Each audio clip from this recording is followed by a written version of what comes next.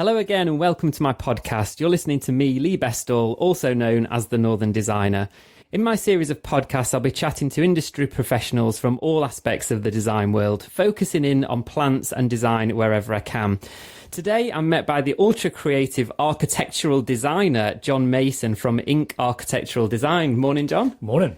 How are you doing? Very well, thank you. Thank you for having me. No, it's a pleasure. I really don't like to script these things too much, and everyone's really suspicious. They're like, what are you going to ask me? Are you going to try and trip me up? And I never, ever want to do that. This is just meant to be a fun chat. Educational for people who are listening. Yeah. I always start off by saying, can you tell me how you got into architectural design? How did I get into it? Well, I've always had a love for anything design, I would say. From being a kid, designing album covers for anything like that. Yeah, I've always really been into that. I was in numerous bands and I'd designed posters for bands, and so I've always had that. And I think I've always had a secret admiration of buildings. Okay. And I don't know what actually led me into knowing I wanted to do that exactly. I just remember an advert coming up in the local press for a trainee architectural technologist, and thinking, what could that be? Could that be interesting? And looking at it and going in for an interview and thinking, yeah, this is really, I think, what I want to be doing. And what age were you then? 16. Wow. So that fate really then played a big part in that. Yeah. So I've always had that underlying love of design and being creative. And yeah, it was fate would say in it, and went for it and fell in love with the whole thing. And here I am. Did ever at school you show an interest in it and they push it forwards, or did you completely? No. At school, for me, being brutally honest, it was all about music. I was massively into music at school, right. And it was always, I was at that point where, do you try and then progress with music as a career, or do you keep then that as a hobby? And it was kept as a hobby for a period of time until work life took over and you didn't have time for a hobby. Yeah, what do you play? So guitar and drums. Right. Okay. So guitar is self-taught. Right. So I'm a bit of I'm no expert on the guitar, but I will have a dabble. And drums, I actually passed all the relevant exams up to grade 8. Oh, right. So I could teach. Yeah. If I remember, I'll be a bit rusty now. I've not played for a while, but yeah, I had a really, really good time as a teenager through school with loads of different sort of recording albums and bands and all that sort of stuff. So that was always in at school, was like, I want to do that. Right. And then I think, you'd sort of take a point and think, well, can you realistically make a career out of that and actually make a living? And I thought, it's probably keep that as fun. Yeah. A fun time, and you're not relying on that as a career, and knew I wanted to progress something in the design field, I think, as I was sort of around my GCSEs. Went into this, went for an interview at 16, and it was, called it a modern apprenticeship back then. So you would work for a company 5 days a week, and they would then pay to put you through your training. Okay. So you were earning a pittance of a wage at sort of 16, but you were getting the experience, which is what I could see the value in that. They were paying for your training, so you weren't starting life off, if you like, going to college or uni and getting a debt around your neck. They were paying for that, but you were getting the on the ground experience, and the practice I worked at was a brilliant practice for that, for sort of setting out, because it was a small run family business, and you had a bit of a hand in everything. So from ground surveys and measured building surveys through to concept design, through technicals, to running jobs, to financial cost management. So you got a broad brush, hands on to everything. Yeah. And that style of learning is kind of coming back a bit, because the usual go to uni and qualify in this, and it can lead to very generic designers, I feel, because you go through the same process as everybody else, and you come out at the other end with the same qualification as everyone else. And it feels like some of the most creative people, certainly that I've worked with, and I would put you like into that bracket, it's just it's a fun process. I've seen you, working with clients, and the dynamic and the interaction, and you just kind of say what you think. You're honest, and I love that approach. And I don't know that if you've gone down a route which is kind of a factory production of kind of architects, that's a kind of I would agree. Yeah, I think you cannot beat living it and working it and having, I think, that experience really from a very early part in your career, running that alongside your technical knowledge and your learning, but then learning how you implement that and having your, people above you who guide you. I had very good guidance through different, different people throughout my career, different guidance, but invested a hell of a lot of time into sort of making you grow. And I think, I am where I am today because of that. Yeah. Are you the kind of person that's like, when you go on holiday, you take more pictures of buildings and detail than you do of people on beaches? Or not random people on beaches, obviously. Yeah, in some respects, yes. But then I also like to go away and try not to think about work. Okay. Yeah. And that's something I'm slowly learning. Yeah. But there's thinking about work, and then there's being inspired. Do you class that as work? No. If there's something that I see and that I can really appreciate, then I'll be all over it, and I'm focused, and I'm looking at it, and I'm thinking, how's that? How have they constructed that? What's the detail in there? I think it's always in you, but I do have a conscious, or trying to make a conscious effort of when I go away. Try and just think about anything other than because it becomes such an encompassing life. You're doing it, you're living and breathing it. You run your own business.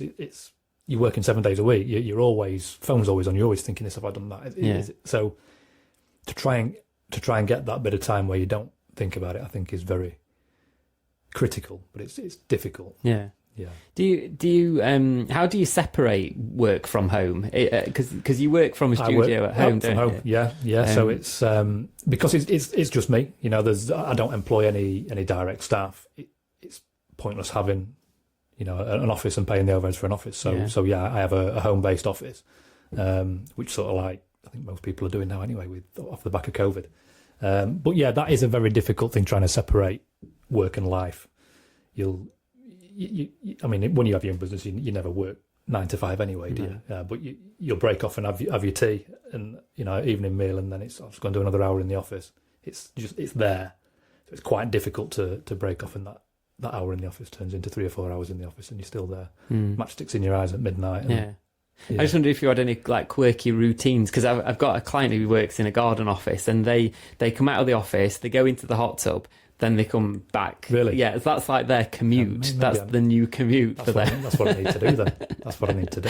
Yeah, I quite like that drive home where you can just like clear your head and have a bit of thing. Yeah, but I'm usually stuck in traffic where I work. Where are you not stuck in traffic now, let's be honest. What I can't understand is why we all do the same things at the same time of day. So everybody goes to work for that time. Everybody comes home at that time. Because if you travel to work at 10 o'clock, there's no traffic on the road, is there? I know you're big into family, aren't you? So you like to take your kids to school in the morning before you start work. Yeah. So part of that like lifestyle. Exactly that. Yeah. So it's I like being able to take my little girl to school in the morning, and then come back and get a little bit of sense of what the day's ahead, and then start work at that. I don't like getting up in the morning. I think it makes for a bad day if you're rushing around and you're into everything, and you've got the whole stress of trying to sort school runs out and everything like that. It's so I tend to have the morning with the little girl and do what we need to do, and then come back and work till whatever time I need to work. Yeah, difficulty comes where you're trying to then, if you have to pick her up in the day as well. Juggling all that. Bang in the middle of the day. You don't realise how short a school day is until you're not at school. That's true. Yeah. I'm middle of the day, I'm like, kicking out time already. Why are all these kids everywhere? Yeah. And then you sort of, the guilt comes in then that, that they're at home and you're still working and you feel you should be with them, and it's difficult. How old are they? She's 9. Well, 9 end of June. Right. So, okay. It's we've just got the one. Yeah. One's enough. So back to architecture. Where in the world is like your favourite place architecturally? Have you got maybe you've not discovered it yet? Yeah, but that's a difficult one.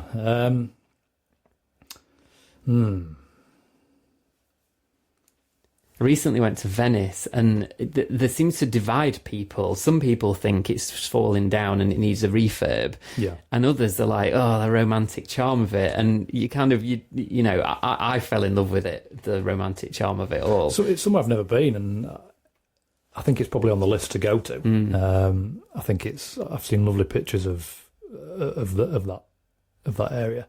I mean, I do like London, and I quite like Paris as well. You know, I think there's some lovely buildings. I mean, there's lovely buildings everywhere. You know, I don't think I can pinpoint a favourite city or a favourite country. I think I just like elements of, What about a favourite style? Is there a style? Because I like classic Georgian. Really, I like Georgian, but I love the symmetry. I'm into symmetry, but I do like if I'm designing a house for a client. If they like the Georgian look, great. You know, I'm on board with that. But I like to put a bit of a modern twist in with it. Yeah. Usually, I would like the frontage of the house to look symmetrical and typical Georgian in proportion and balance. But then something really cool round the back that you probably wouldn't expect. Yeah. Maybe like a really sleek minimalist glass extension, pavilion style extension, or something on the back, or a big raked glass gable on the back that you wouldn't really expect to be there. And as you flow through the property, it opens up. If you've got a lovely garden area at the back that you can bring in, it just sort of opens up as you transcend through the house. And that's my go-to in terms of where, you know, if I was designing for myself, that's where I think we would be, where we would be at. And there's a lot, obviously we both work with a lot of wealthy clients, and there is a trend I'm kind of feeling that people want the historic frontage of a house. Yeah. So you want to, I don't know, sometimes they're like impressive from the road, sometimes they're quite kind of set back or whatever, but it's that sense of arrival when you arrive to something and it's a bit, and it's got that charm and kind of history, but then at the back, like you say, it's completely modern. I think it's about trying to create something that is timeless. I think is a big thing. Yeah, curb appeal it's about being timeless. I mean, don't get me wrong. There's a space in the market for ultra modern, ultra contemporary build. That's not really which Georgians would have been in Georgian times. Yeah. It's, you know, but I like a hybrid of the two. If I was to pick a favourite style, it would be that. Yeah, and old houses don't seem to work for modern living as they are, because they're often small windows. Yeah. Very few windows, very narrow doorways, and all that, and it's great. Lots of little spaces, little or smaller rooms. As you know, the modern way of living is knock everything out. Everybody wants open plan. Yeah, that's been around for a while, because when we were growing up in the, like, I think it was a 70s house, we had a through lounge. And that was diner. A lounge diner that was joined together. And that was the entire footprint of the downstairs. Small kitchen, downstairs lounge and dining room. And we sat at the dining room table every night for dinner. But most of those houses now, the kitchen and dining room have been knocked through into one, and then the lounge diner has been blocked up. Which is exactly what happened at my parents' house. Right. As you were. Lounge diner when you moved in. Yeah. The trends changed.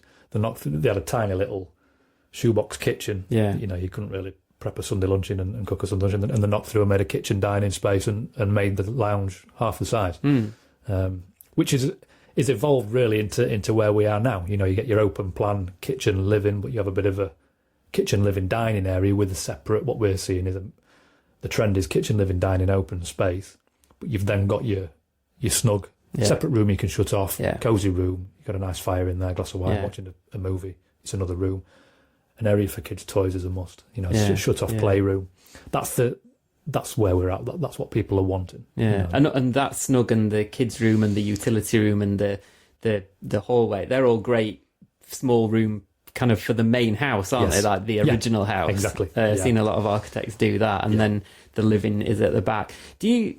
I'm thinking my first experience of that was kind of, I suppose, from the 90s through. So we've maybe been doing it for like 30 scary years now. You're old now. Do you reckon that's going to continue for another 10, 20, or do you think is architecture, does it not change as fast as that?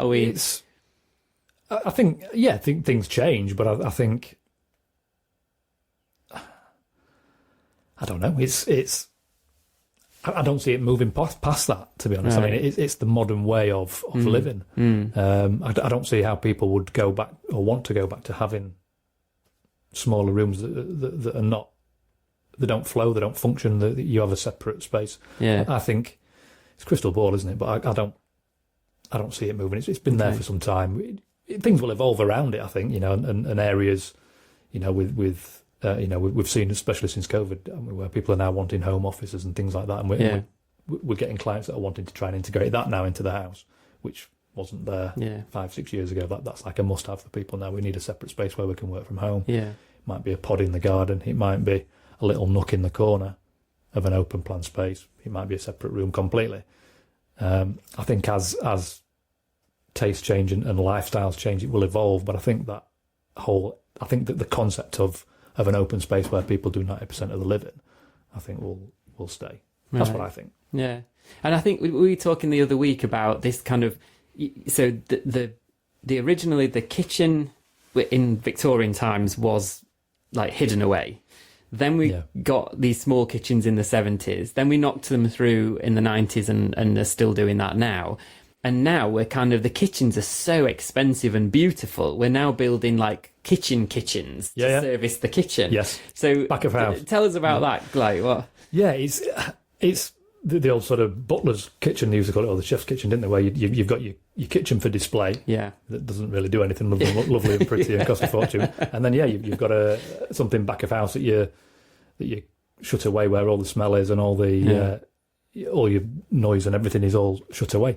I've not had actually the opportunity of integrating that into a design as of yet. Okay, let's put it out there in the universe. Maybe. So that would be fun to do. Yeah. It's in fact the only. No, I haven't. No.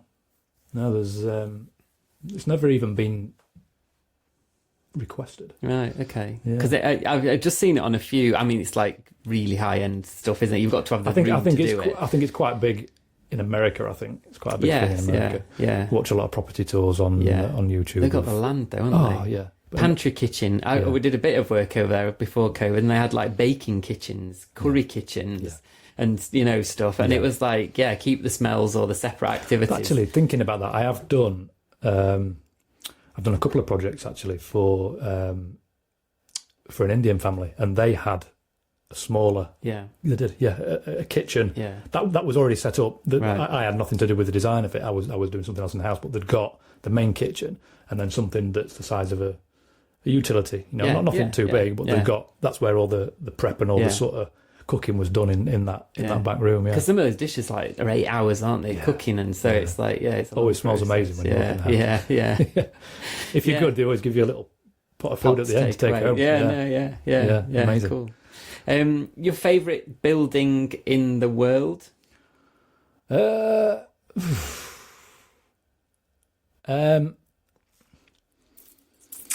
that's a tough one.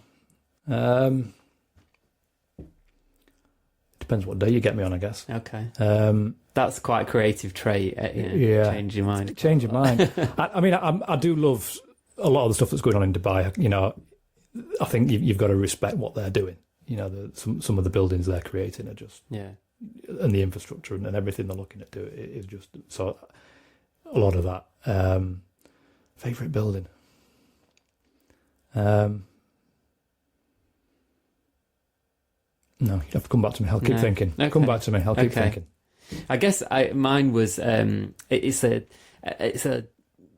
little cottage that's it's near Birmingham actually, but in a wood. You've completely thrown me there now. A little cottage in Birmingham. Yeah, exactly. So it's part of the Landmark Trust, the properties that they refurb. I think it was built in 1500 and something. It's just a timber building. Yeah. And then in the days when bricks got cheaper, they infilled, what they do with the those slim bricks, they put them on a herringbone pattern almost.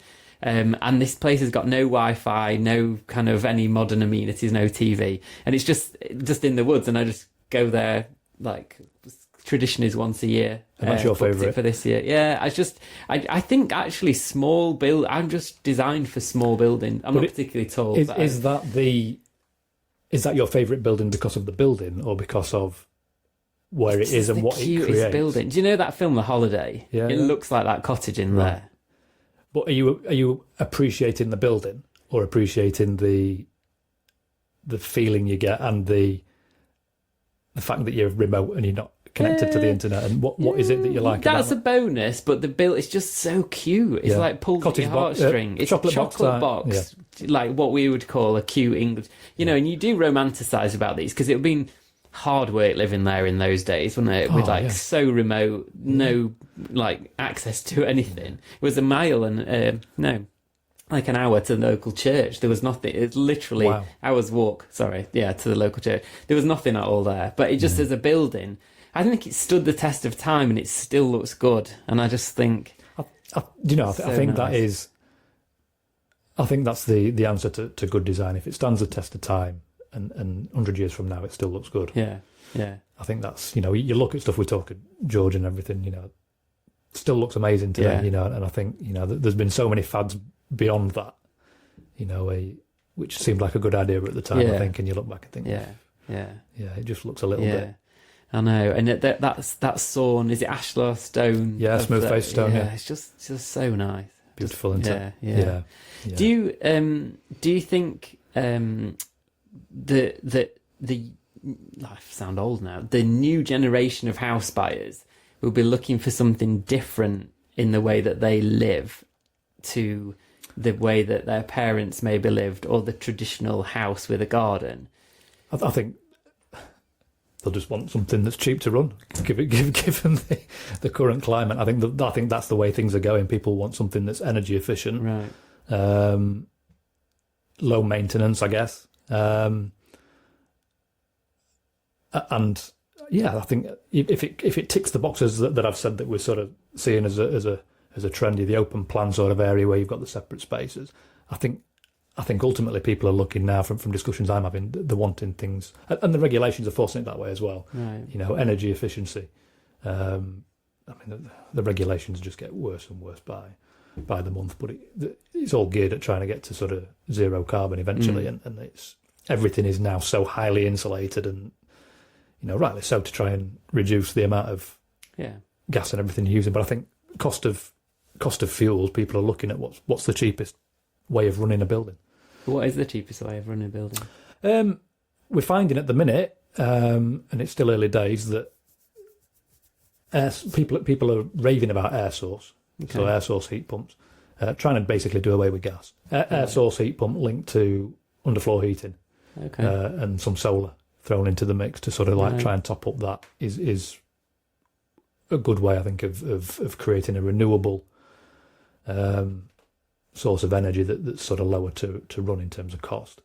We're seeing a big shift. I think we've done 3 in the last year where people have wanted gas ripping out the house. Really? Yeah, we've just done a big project in Doncaster on the back of the work we were doing. He said, I want the gas gone. And it was a big 7-bedroom house. Wow. Gas completely gone, and he's put air source. How does air source work? It pulls heat from the air. So you get almost big, if you can imagine like an air conditioning condenser, it's like one of those on steroids that pulls in heat out of the ambient air temperature, pulls it in, and then from outside. From outside, yeah. But what if it's cold? Still pulls enough, to get. Yeah, it's crazy. There's that, and there's ground source heat pump that will pull heat out of the ground as well. Yeah. So when you think about it logically, you think that can't work. Yeah. But wow, that's amazing. I mean, that does it not recycle the air in the house? Because obviously that's already warm. Yeah, you can get that. I think that's with that's the air. I think that's the extraction system you're talking about, isn't it? The clean air system, I think, which is like a recovery, mechanical heat vent recovery. Heat recovery. Which I think is a different system. We have a specialist team who does all the designs on that, so it's. I know bits of it. I'm not an expert on heating, but I'm just finding that is a big thing that we're finding. We're finding a big shift to people requesting that, and then we have our team advise accordingly. Yeah. What's your favourite project you've worked on so far?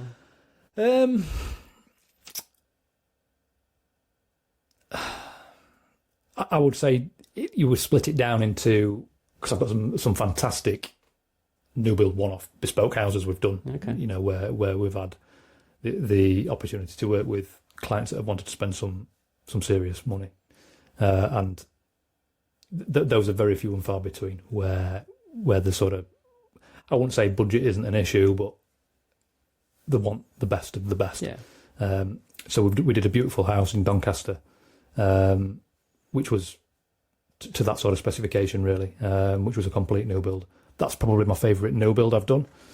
But then I would have a favourite. What was good about it? Why? I think just the scale and the grandeur of the entire project. Okay. From the bricks that went into it were probably the most expensive bricks you could get. Everything was natural limestone, natural slate. All the gardens, everything was high end. All the interior fit out, interior designer designed every single room, no expense spared. Everything was walnut, and just everything about it was just done correctly. You walked in and it just felt nice. Yeah, exactly that. And it was, the layout worked, lovely design. It just worked really well. So there's lots of different things that sort of make it feel. I think people underestimate layout, don't they? There's a huge. What I love about design is the way that it can change your life. Yeah. And it sounds like a massive claim. Yeah. But it's so true. Sounds a bit cliched, doesn't it? It does, yeah. But if you can put a doorway in somewhere, and every single day, instead of having to do what you did, you do something different, and it just makes you happier. I think design, if you can reduce stress, yes, yeah, I think is some. I don't think a lot of people realise a layout can cause stress. Yep. If it doesn't function, you might not understand what it is. Yeah. That doesn't work about it, but if it doesn't work, it creates a stress, and it just makes it difficult, and it's a subconscious feeling that you might not know is there. Yeah. If you can iron that out and try and remove as many of those stresses as you can, I think that's what makes a layout feel like it works.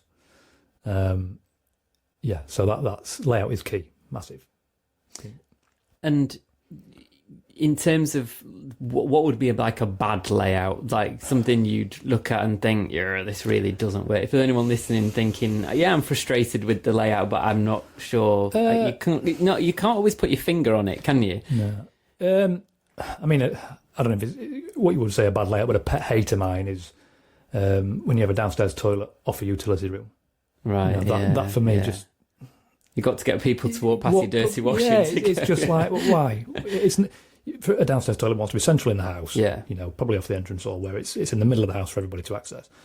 A utility room is a utility room. It's so that is, it is bad design. It's bad layout. It's not. It doesn't need to be like that. Another which we're seeing a lot of people requesting, especially on the new build side of things, is laundry rooms upstairs. Right. Why have a laundry room downstairs? Why do you want the utility room downstairs? Well, it needs to be next to the kitchen. Well, why? Yeah. That's just what you know and how you've lived. But think about how you actually live. Your dirty washing is upstairs. Yeah, I can't understand that. Because your bedding, your towels, your washing, everything's upstairs. You bring it downstairs, you have it in piles, different colours, all over the kitchen for the whole weekend. Yeah. Goes in Iron the it and washer. take it back upstairs. Exactly, yeah. So, doesn't make sense. It's things like that it's because people, I think, have got a mental understanding of how it has always been, and that's how they feel it needs to be. Yeah. I've presented many a scheme to a client where I've had a kitchen area and the utility is not accessed from that kitchen area. Yeah. And why have you done that? Well, what do you mean? Well, the utility needs to be off the kitchen. Why? And you ask the question and they can't answer it. Yeah. And it's like, that's just because that is what you're used to. Yeah. How do you use a utility? What is it for? Why does that need to be from a kitchen? Oh, yeah, I see what you're saying. Yeah. And people that have done it say it's game changing. Why would you take everything down a flight of stairs and then back up? Yeah. It doesn't make sense because the downstairs area is the most valuable, isn't it, in terms of, where you spend most of the time. You go upstairs and you go to sleep, don't you? Yeah. What I can't understand is why we have bedrooms that are as big as they are. Because in theory, because there is a desire to have a big bedroom, and I get that, because I love my big bedroom. Yeah. But why? Because we spend 8 hours asleep with our eyes closed in it. So in theory, it could be literally the smallest room in the house. Yeah. But yet we would rather have a bigger bedroom and a smaller ensuite. This is a weird one of mine. Why do we buy houses with a decent family bathroom, but then use the master bedroom, which has got a teeny ensuite, probably smaller than the one you moved from in your first ever house? Yeah. What's going on there? Well, straight. I mean, we've seen, and for the last probably 5 years or so, probably longer, a shift away from family bathrooms. So we tend to create, each bedroom would have access to its own ensuite, be that a shared ensuite, maybe between two bedrooms, which is called a Jack and Jill ensuite, or the master suite would have its own. Yeah. You know, a family bathroom goes back to the point, really, when there was no ensuite. There's one bathroom for everybody. For the family. So you have like a downstairs toilet or downstairs shower room, whatever now, if you've got... And that's what your guests use when you're day people. Exactly, You know, and then you tend to have, like I say, an ensuite per room, or this is what people are requesting, or a shared ensuite. If they've got two kids that are in, they can share an ensuite. It all depends on footprint and how we can fit it in. But yeah, in terms of your question about a massive bedroom, people get caught up on wanting a big bedroom, but really, you want a bedroom to feel cozy. You know, you want to feel safe. Yeah, and you know, you don't want to be scooting around the bed and can't get past the end of the bed. It's too small. But you don't need a vast bedroom. What you need, in my opinion, is you need to create a suite, like a bedroom suite, so you've got a nice area that you sleep in. Doesn't need to be big, but you've then got a good walk-in closet, open wardrobe space, big ensuite that gives you a suite that is zoned into different spaces. A master suite. Yeah, a suite, but it is zoned. So but where you sleep in, there's nothing worse than a big bedroom when you've got a double bed in there with a couple of bedside tables, and it's just a big room. That's just, there's no need for it. You know, so it's about clever design, and it's about creating the feel that it feels right. You know, and for me, it's, you don't want the physical bit where you're sleeping. You don't want that massive. You don't want big spaces. Where do you stand on the whole bath in the bedroom thing? Because it looks great on an Instagram picture, but I always think, how practical is that? Like steamy, it's wet, or I don't know. Honestly, it's not for me. There's a lot of people having it, and we've done a few of them. We've done quite a lot of them. The other weird one is where they don't have a door into the ensuite, and it's just left open, toilet and everything in there with no way of closing it off, which is we went to a hotel. That's a little bit weird. That was it. Yeah, there was a glass wall, like transparent glass wall, in between the bedroom and the shower. And then, smart glass though? No, it was just dumb glass. Oh my God, really? and which was fine if you were in the shower and you were into that kind of thing, but then someone's on the toilet and you're in bed. I don't know. Not really what you want, is it? No, it's not. It was weird. Some weird trends. Yeah. So bath in the bedroom, not for me. I personally wouldn't want it. Not saying it's wrong. Maybe they don't get used that often. Maybe it's just a cool thing to look at. Just to show. It's like the show kitchen. Yeah. They've got a crummy old little ensuite with it. With a normal bath in it. Being cute. Bath in there, it's there is some weird trends. And what are you excited to work on in the future? What stuff are you working on? We've got quite a few on the books at the minute. We've got a few nice projects. I can't go into too much detail about some of the stuff that we're working on. Yeah, but we've got a couple of nice new build properties. Yeah. Where healthy budget properties. Where they're wanting something of high level of design. Yeah. So anything of that, I'm excited to work on. I can get excited about any project. Yeah. If a client will put the trust in me and will give me a bit of a free rein, I can get excited about it. That's funny, because I'm exactly the same. If they like and interfere is not the right word, but if they squeeze you too much in terms of your creativity, because there's nothing left, is there? No, and it's like, well, I'm just a puppet. I'm just doing what you're telling me to do, and we've got a project like that at the minute, and it's not really much fun for me or them. But the most fun projects, and always the ones that end up on the website, and they are why people phone you in the first place, where they give you a brief, you understand it, you get them as a person, they really trust you, and then just let you fly. Yeah, and you'll put much more of yourself into that. Exactly. Couldn't agree more. It's they've got to be able to put their trust in you. They're employing you or commissioning you for a reason. if they're going to tell you exactly what to do, why do they need somebody to? They just need a draftsman to come and draw them what they want. Yeah. I've had a few clients before that have sort of gone down that route, and they've ended up telling me exactly what they want, and it just goes against the grain. And you just feel you lose the spark. You feel like you can't put your sort of stamp on it. Yeah. And I think you tend to build up a bit of a reputation, I guess, for delivering a certain style. Yes. And I think people come to. Well, I know people come to me because they've seen this I've done, or they've seen that I've done on socials, and they want something of that. I've had that many people say, I want exactly that on my... I can't do it exactly the same, but no, I want that. So that you create almost a bit of a brand and a bit of a... signature style. Yeah, style, and I think that with any design, be it garden design, be it building design, be it interior design, I think if you've got some sense of style, that is what attracts somebody to go in with you. Otherwise, what's setting you apart from everybody else, really? I think that is what people see, that I think I want that sort of style, I want that look, and that's the person to do it. So why would people choose you? What are your signature things that you love doing? I mean, signatures for me is, I'm a sucker for a big raised glass gable. I love glass. I love natural light. That, I think the feeling you get from natural light, the well-being, the usability of the space.